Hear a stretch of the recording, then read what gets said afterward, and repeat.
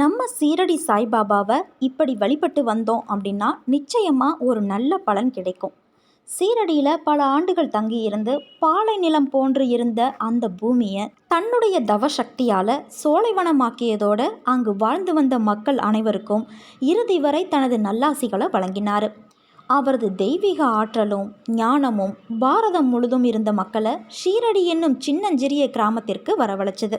தனக்கு அருகில் இருக்கும் பக்தர்களுக்கு நேரிலும் எட்ட முடியாத தொலைவில் இருக்கும் தனது பக்தர்களுக்கு தனது சித்தாற்றலால் பல நன்மைகளை செய்துள்ளார் சாய்பாபா.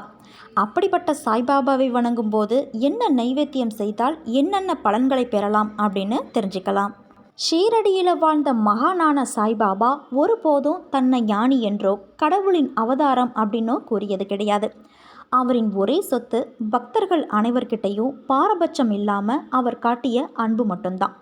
அத்தகைய பக்தர்கள் சாய்பாபாவிற்கு பல வகையான உணவுப் பொருட்களை அன்போடு அளிக்கும்போது அவற்றை ஆசிர்வதித்து குழந்தைகளுக்கும் அங்குள்ள மற்றவர்களுக்கும் கொடுக்கும் வழக்கம் கொண்டவராக ஷீரடி சாய்பாபா இருந்தார். அவர் சித்தியடைந்து ஒரு நூற்றாண்டு முடிந்தாலும் இன்றும் வணங்குபவர்களின் வாழ்வில் ஏற்படும் எத்தகைய சிக்கல்களையும் தீர்க்கும் ஆற்றல் படைத்தவராக சாய்பாபா இருக்கார். அவருக்கு எத்தகைய நைவேத்தியம் படைத்து வணங்க வேண்டும் அப்படிங்கிறத பார்க்கலாம். சீரடி சாய்பாபா வாழ்ந்த காலத்தில் அவருக்கு மிகவும் பிடித்த ஒரு உணவுப் பொருளாக பசலக்கீரை இருந்துச்சான். இன்னைய வரைக்கும் சாய்பாபாவை வியாழக்கிழமைகளில் வழிபாடு செய்கிறவங்க பசலக்கீரையை பாபாவுக்கு நெய்வேத்தியம் வைத்து வழிபாடு செய்துட்டு வராங்க. இதன் மூலம் சாய்பாபாவை வழிபடுபவர்களுக்கு நினைத்த காரியங்கள் நிறைவேறும். சீரடி சாயப்பாவுக்கு மிகவும் பிடித்த மற்றொரு உணவு அல்வா. வியாழக்கிழமைகளில் சாய்பாபாவுக்கு ரவை கொண்டு செய்யப்பட்ட அல்வாவை படைத்து வழிபட்டு வருவதால் வாழ்வில் வளமையும் மகிழ்ச்சியும் பெருகும். சாய்பாபா ஒரு துறவி. அவர் அதிகம் சாப்பிட்ட எளிய உணவாக இருந்தது கஞ்சி மற்றும் கூழ். வியாழக்கிழமைகளில் கஞ்சி கூழ் ஆகியவற்றை தயாரித்து சாய்பாபாவுக்கு நெய்வேத்தியம் செய்து வணங்கி பக்தர்களுக்கு கஞ்சி கூழ் ஆகியவற்றை பிரசாதமாக தரதால் உங்கள் வாழ்க்கையில் ஏற்படக்கூடிய கஷ்டங்கள் வறும நிலை ஆகியவை விரைவில் தீரும். நமது கலாச்சாரத்தில் அனைத்து தெய்வீக வழிபாடுகள்லையும் தேங்காய் பயன்படுத்தப்படுது. தேங்காயை வியாழக்கிழமைகளில் சாய்பாபாவுக்கு படைத்து வழிபாடு செய்கிறதால நம்ம வாழ்க்கையில் ஏற்படக்கூடிய தடைகள் தாமதங்கள் அனைத்தும் நீங்க பெறும். சாய்பாபாவுக்கு மிகவும் பிடித்தமான பல வகை ஆரஞ்சு பழம்.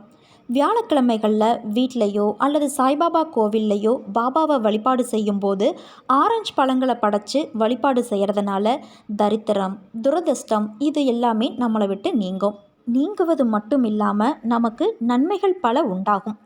பாபாவுக்கு மிகவும் விருப்பமான சாமந்தி மலர்களை சமர்ப்பித்து சாய்பாபாவை வழிபடுறதால எண்ணிய காரியங்கள் அனைத்தும் ஈடேற நம்ம சாயப்பா அருள் புரிவாங்க.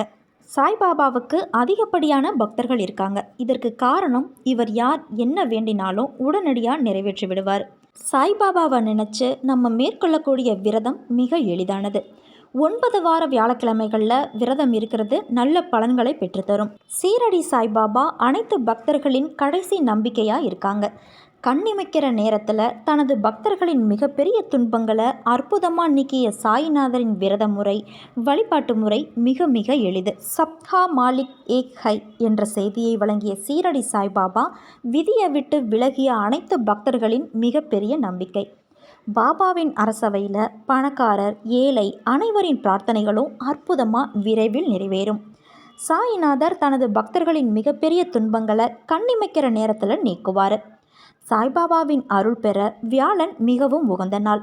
இந்த நாளில் சாய்நாதரை வழிபட்டு விரதம் இருக்கிறதன் மூலமாக பாபாவின் ஆசிகள் நிச்சயமாக பொழிந்து அவரிடமிருந்து விரும்பிய பாக்கியம் கிடைக்கும். சீரடி சாய்நாதருடைய விரதத்தை எந்த வியாழக்கிழமையிலும் தொடங்கலாம்.